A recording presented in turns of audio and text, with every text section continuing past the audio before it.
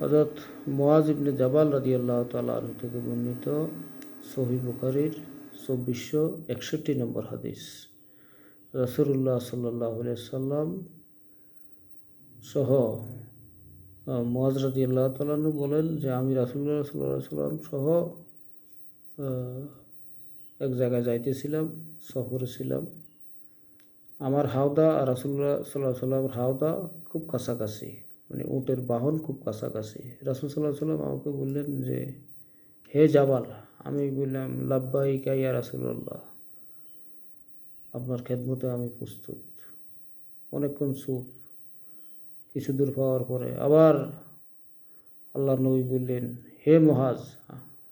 আমি বললাম লাব্বাইকা ইয়া রাসূলুল্লাহ, আপনার খেদমতের জন্য প্রস্তুত। আল্লাহর নবী আর কোনো কথা বলেন না। কিছু দূর যাওয়ার পরে আবার রাসূলুল্লাহ সাল্লাল্লাহু আলাইহি সাল্লাম বললেন যে হে মুআজ, ইয়া মুআজ। রাসূলুল্লাহ সাল্লাল্লাহু আলাইহি সাল্লাম বললেন লাব্বাইকা ইয়া রাসূলুল্লাহ সাল্লাল্লাহু আলাইহি সাল্লাম। তিনবার বলার পরে এবার রাসূল সাল্লাল্লাহু আলাইহি সাল্লাম বললেন যে হে মুআজ, তুমি কি জানো আল্লাহ মানুষের কাছে কি চায়? আল্লাহ মানুষের কাছে কি চায়? মুআজ রাদিয়াল্লাহু তাআলা বললেন ইয়া রাসূলুল্লাহ, আমি তা জানি না।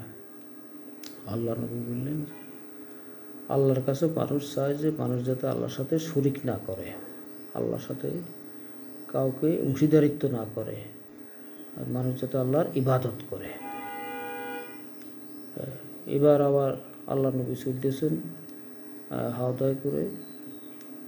কিছু দূর যাওয়ার পরে মুআজকে বললেন হে মুআজ। মুআজ বলে ইয়া রাসূলুল্লাহ।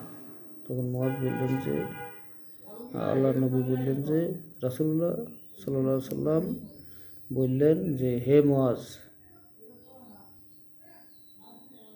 হে মুআজ, আল্লাহ তাআলা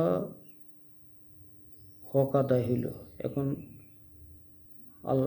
মানুষ আল্লাহ তাআলার সাথে শরিক করল না, মানুষ আল্লাহ তাআলার ইবাদত করল। এখন আল্লাহর কি কর্তব্য এর বিনিময়ে মানুষকে দেওয়ার? মুআজ বললেন ইয়া রাসূলুল্লাহ, আপনি তো জানেন।